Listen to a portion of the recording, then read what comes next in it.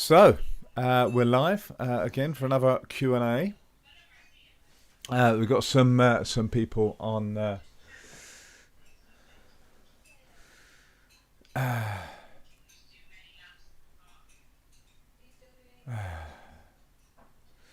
Right, so just reading who's online. So we've got a few people online. Okay, so we got some good news that the lakes are starting to open up, and the government has said that they are going to give some green cards or something to certain countries that we can go to that have low instances of COVID, and I think that probably includes Greece, who is exceedingly low count of coronavirus. So hopefully we'll be going to Greece on the yacht trip. Message me. We've got some pre-booked already. So if you fancy coming over and I'm with us, then that's fantastic. We had a fantastic weekend at Gildy, and there's some photos up on Facebook. I'm going to put some more up later. And Freefest is on, and we got a session on Wednesday that's on for Freefest, July the 18th. The campsite is opening up middle of July, or the 8th or 10th of July, which is a week before us. So that should be good. And we've got a session on Wednesday, that's tomorrow night in Richmond Park. A dry session, socially distanced, should be fun. So, without further ado, if anybody's got any questions, please hit me up. Hit me up. Did I say that? I did say that. Please put them in the live comments. Oh, fantastic. Donde. And so anybody else, any questions, just put them up and we'll just work through them as they come up. Okay. Why is it that the last length of a session always feels so much easier and more comfortable than all the rest? Well, that is a good question. It depends what the session is, but if you're doing a no tank session, the last length is specifically set up for the last length, or rather the whole session is set up so the last length is easy. The whole point of training is enjoyment. So you've done a hard session, whether it's mentally hard or physically hard, you've been working on different techniques, etc., and then the last length, just for fun, 3 breaths, and away you go. And it doesn't matter if you make the length, especially on a Wednesday yang session when you're probably a bit tired. You might not even make the last length, but the whole session in no tanks is set up that last length is easy, because it's just meant to be without thinking about the techniques that you've been working on, without the torpedo, without people playing games. It's just you swimming along, and it's meant to be a kind of moment. But on top of that, it does actually take you a while to get into.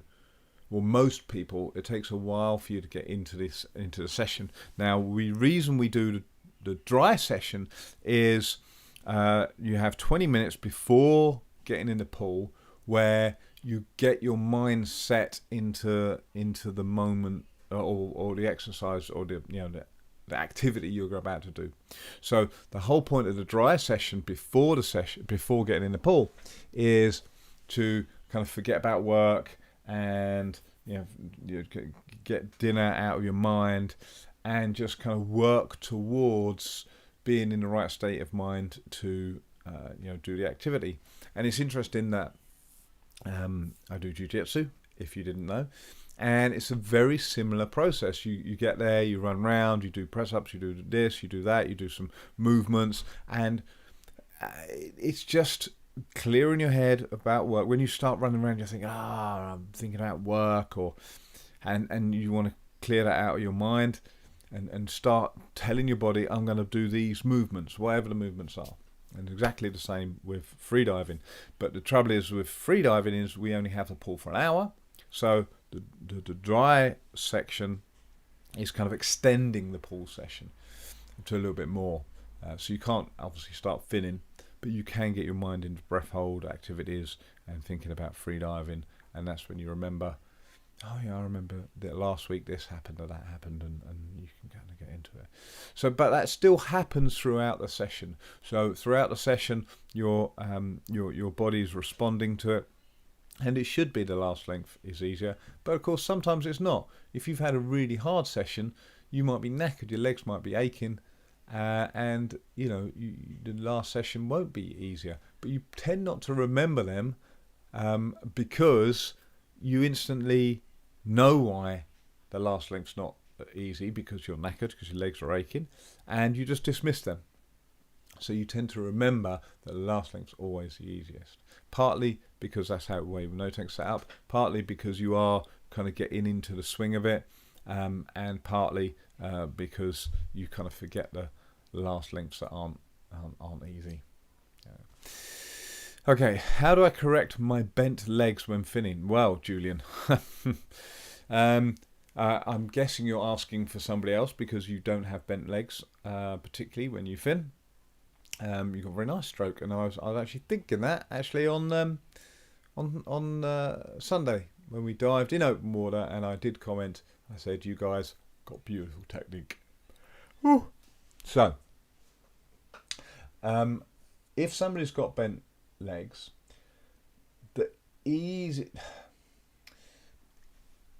it depends why they're bending their legs. So if they're bending their legs just due to bad technique, training fins. Training floppy fins that force you to have good technique. That's what train in training fins. That's what they're there for, and that will build up a good technique, okay, good habits. If the bent legs are just because you're tired, then stop diving. Okay? In a training session, of course, if you're out in Egypt and seeing loads of fish, you don't want to stop. But you are building bad habits by having those bent legs because you're knackered, and you. On a general rule, you'll find training more beforehand. You won't get as knackered, or softer fins. So it's either technique or knackeredness, and you can attack them. I mean, you can go into it more and more, but bad technique or knackeredness, approach them as you see fit. I think that's it. Hi, sorry I'm late. That's not a question, Oliver, but hi. Okay, so Ted, question about freediving at high altitudes than where you train approximately. Wow. How should I reduce my bottom times? Well,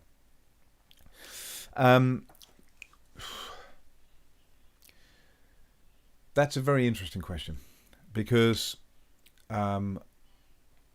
your the way you've worded the question makes me feel that you are aware of your bottom times. Okay? So if you do use a computer, if you do have timings, you do have to adjust them. But as soon as you have a clock, as soon as you have a watch, it's very difficult to change the times. Okay, so yes, you're going higher, and if you're not used to it, basically the air you breathe in is not as oxygen rich, okay, as when you're lower down. So yes, you will have to reduce your times, but I'm more worried about the fact that you're reducing times. Why would you reduce times? Just if you're diving by feeling, then you will know what your oxygen levels are gonna kind of feel like. So you don't have to reduce them. You just know that you're gonna, you know when you've got to come back to the surface. Having said that, the way the way your body responds is also different at height. So why are you diving at that altitude? Okay, so if you're diving at that altitude because there's a specific deep dive you want to do there, then this isn't the forum to go into too much detail about it, but yes, you can calculate what the differences are. If you're just diving up there for fun because you happen to be up there, then I'd say forget times, take the watch off and just enjoy the dives. You know, keep it soft, you'll be fine because you're aware of what you're doing. Okay. If you're diving at that altitude for training, don't. Unless, of course, that's the only lake you've got access to. Because if you're doing it for training, you're doing a high altitude training, which is reduced oxygen training. Okay, you'd be better to do some cardio work at high altitude to really force your body to generate hemoglobin. Okay, so if you're high altitude training, then you want to do some cardio work, hard cardio work, to really kind of tell your body this is what we want you to do. Freedive training at altitude, it's not going to be safe. It's going to reduce the safety factor because it's the oxygen you're depleting, not the CO2, and the body reacts to the gases differently as well. So to train freediving at altitude, it's not A, particularly beneficial, and B, I mean, it is beneficial, but not as beneficial as other things, and B, the safety margins start narrowing. So I would suggest if you're trying to train at altitude, don't. If there's a specific deep dive you're trying to do, then email me privately, and we'll go into a little bit more detail on that, and you can work out calculations for it. If you're there just for fun, just enjoy, get rid of the computer, and just be aware of what you're doing. Aware of your body, and you'll be fine. Okay, so that's the three options. Hope that answers your question. Get rid of the computer, though, dude. Get rid of the computer. You don't need it. It's all here. But that's a different question, actually. I mean, I just kind of throw that in there. Get rid of the computer. If you have a computer, it's very easy, or even just a timer. It's very easy to set it to a minute, 2 minutes, 3 minutes, whatever your timing is. But when you set it, you're setting it based on the day before. Now, you might be ill today. You might have been ill the day before. You don't know. So if you've got the thing set, then options are that you go, oh, it's nearly the time I did yesterday. I'll hang on to get the time I did yesterday, which means your awareness isn't yourself. You're pushing yourself outside your awareness and relaxation limits to do a time. Dangerous. Okay. Or you have a lovely dive. You see fish, whatever. You come up and you look at that's not as long as it was yesterday. You've added a possibility of a downer, of a negative, just by, it's not as long as yesterday. It doesn't matter whether it was as long as yesterday. It was a beautiful dive. Right? So having a dive computer doesn't really add anything to it. When people say, I only look at it afterwards, to tell you what's it going to tell you? You know whether that was a hard dive. If it was a hard dive, your body will react and adapt. Okay. If it wasn't a hard dive, but your enjoyable dive, then your subconscious will adapt by going, that was enjoyable. Okay. If it wasn't an enjoyable dive and it was a hard dive, then you should have got out. Okay. What is the computer going to tell you? It's only going to give you numbers.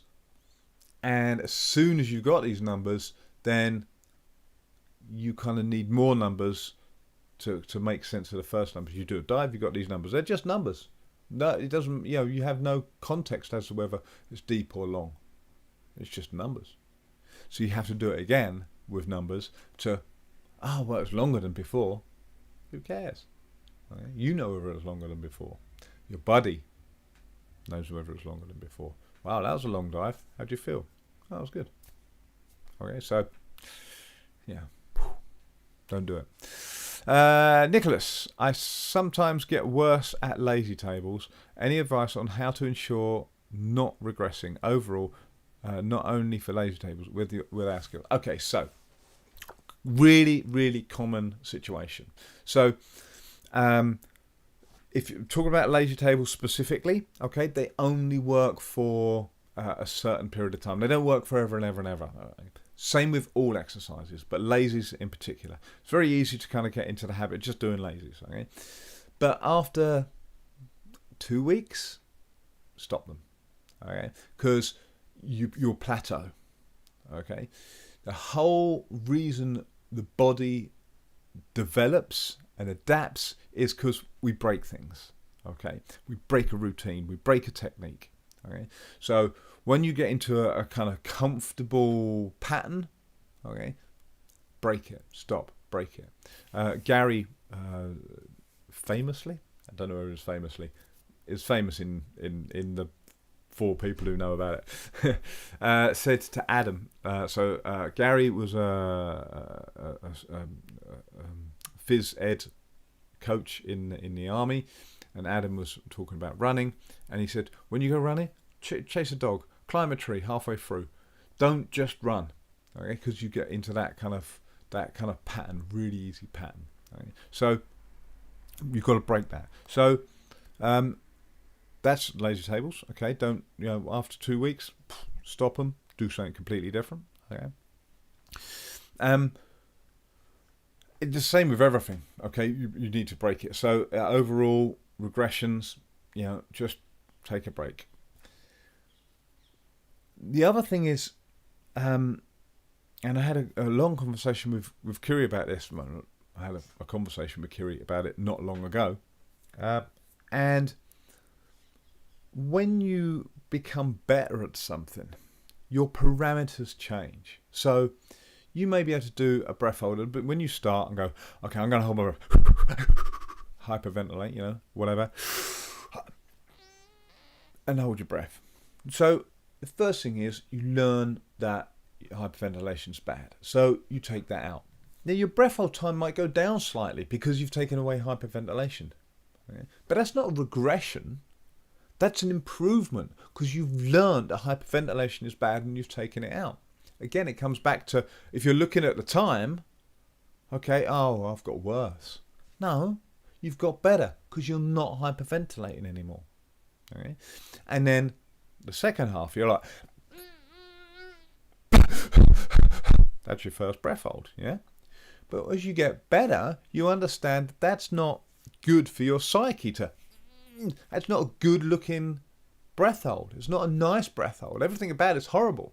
So you've learned, you've progressed as a breath hold diver or as an apneist.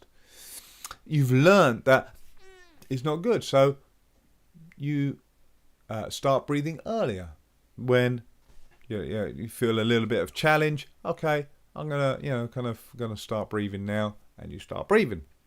Again, your time might have gone down, but you haven't regressed. You've progressed because you've got better. You've understood what a good breath hold is.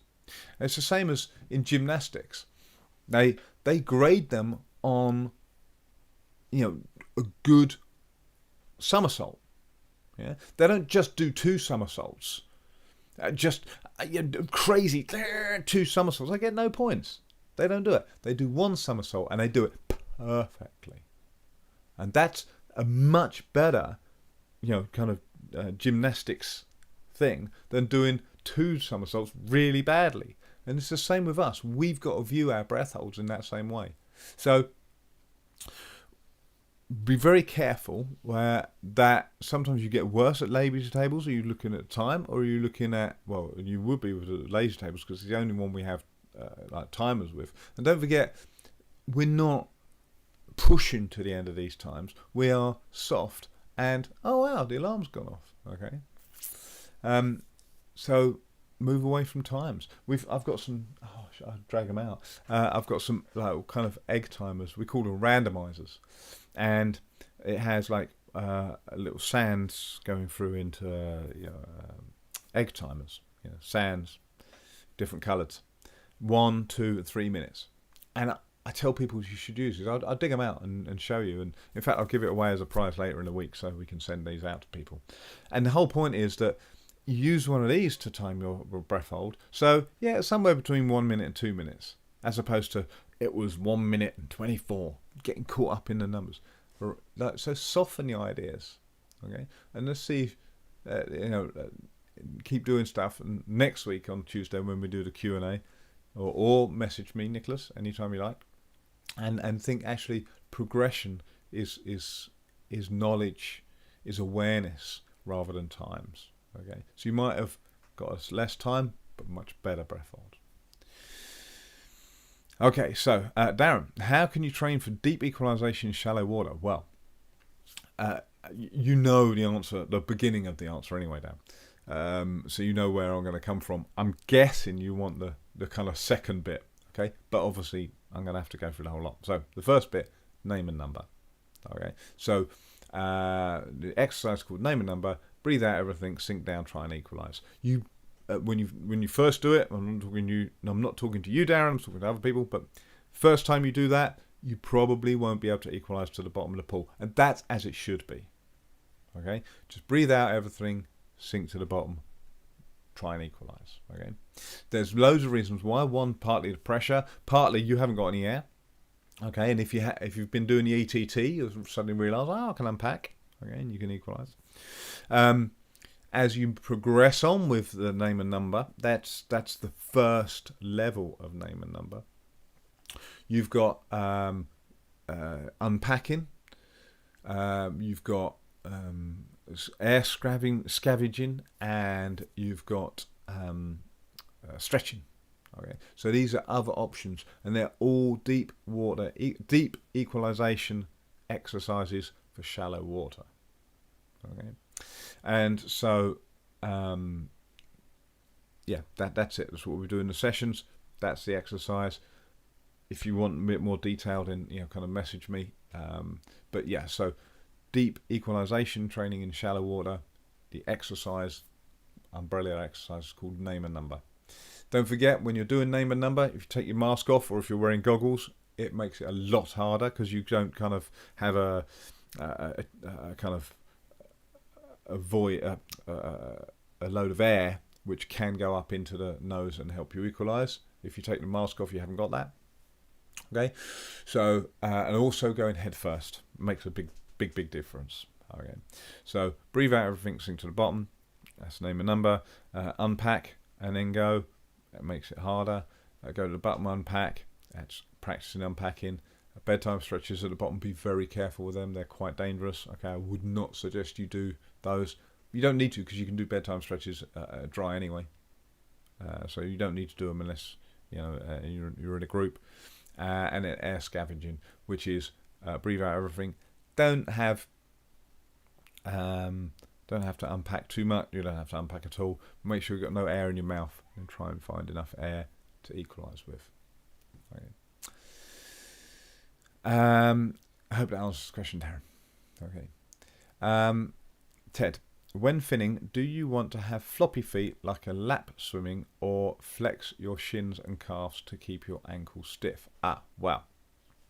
So when you've got a feather kick, or floppy ankles, this is if you train with the swimming fins, the short ones, this promotes that kind of ankle, the flutter kick.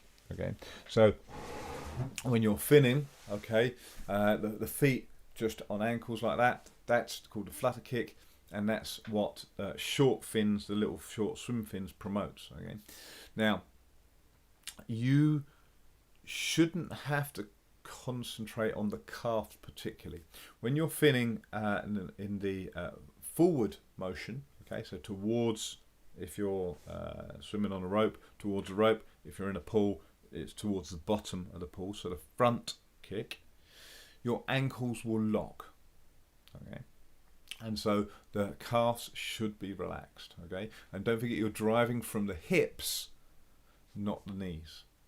Okay, so if you really drive from the hips, and this is why you should be training monofin, even if you just want to do stereo fin, because that forces the core muscles to start working, and you need that for stereo finning. But it's very hard to force them to work in stereo finning.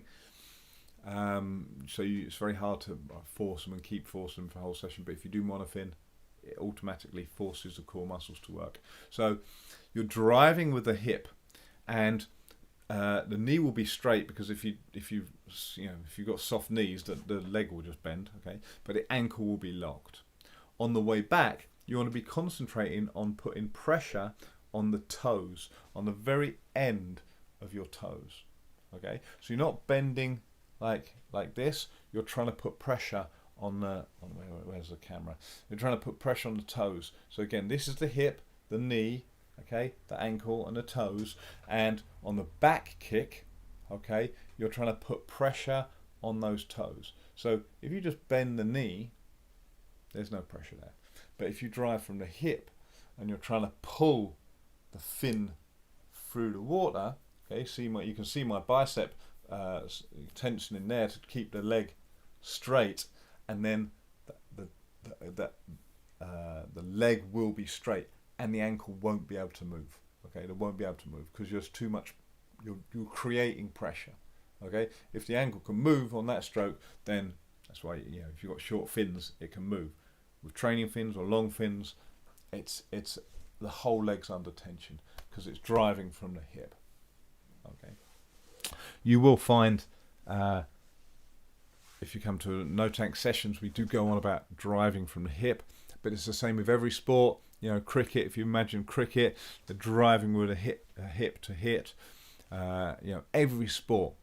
Running is about the hips. Jiu-jitsu is about the hips. Everything's about the power center of the body coming from the hips. Same with freediving. Okay, we really want to drive those forwards. And if you can get that motion, floppy feet aren't an option. Okay? You will find some people, their toes point in like this. Okay, and then the fins will go around the water like this. Okay, this is bad. Okay, and all you have to do is concentrate on kind of pushing the big toe out, and this will correct the knee position, okay, and allow the fins to work through the water. This is really hard work.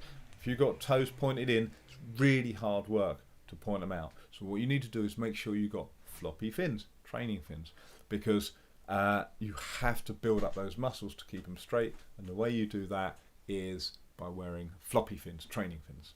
Okay. So again, training fins, super important. Okay, we've only got 3 minutes left, and we've got like 3 questions left. Okay, so Nicholas, how are people like Herbert Nietzsche or Guillaume Neri approaching training in your experience? Well, that's a very good experience. I've worked with both of them. Completely different ways. Okay, I was working with Herbert. I was his coach during the 214 dive in 2007, and his approach was he knew he had a flexibility for the deep dives, so that wasn't a problem.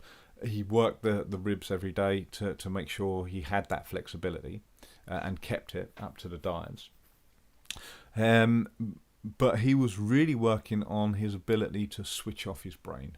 That was his thing, okay, that he had, that allowed him to do those insane dives.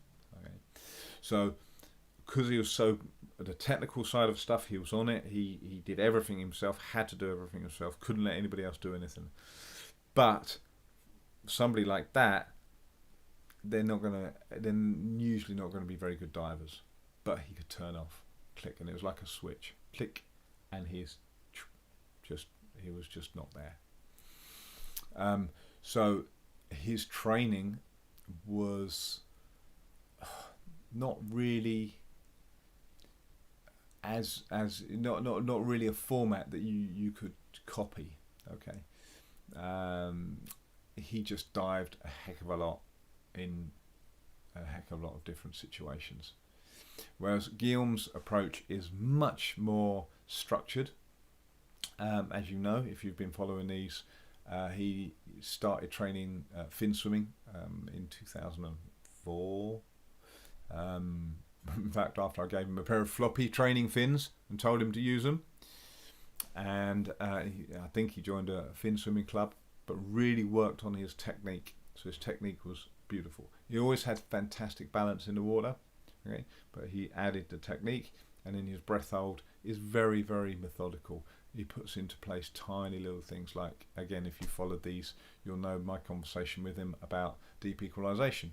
He said, I'm going so deep now, I haven't got, it's very difficult for me to get time at the bottom. So how can I practice for equalisation down there without going down there? So I gave him some of the extensions of the bedtime stretches, and dry, and his comment was, oh my gosh, this is exactly as it feels like at 120 meters. Fantastic. So he was really conscious of what he needed to do to tweak those tiny little things. Okay, so I think we've got time. We haven't got time for one more, but I'm going to do one more because, hey, it's my podcast. Okay, so Ted. Oh no, I'm not, because it's Ted not asking a question. It's perfect. Thanks. No computer, just wanting to make sure my body will let me know when I will come up. Visibility is gorgeous at the mountain lake. It's really the only time I freedive. Well, then, yeah, that's your answer. Then, yes, your body will be aware that things will change in that lake. So, kind of just increase your safety factor. When you feel I should come up, that's when you should be coming up. Not like, should be coming up, I've got a few more minutes. No, or a few more seconds. No. So just call it in, and which you do anyway, because you're just having fun and enjoying yourself. Yeah. Okay. Hopefully that's it. That's all. I've answered all the questions. So hopefully see some of you tomorrow night at 7:30 in Richmond Park. I will attempt to live stream it. We'll see what we can do, and otherwise I'll see you on Thursday.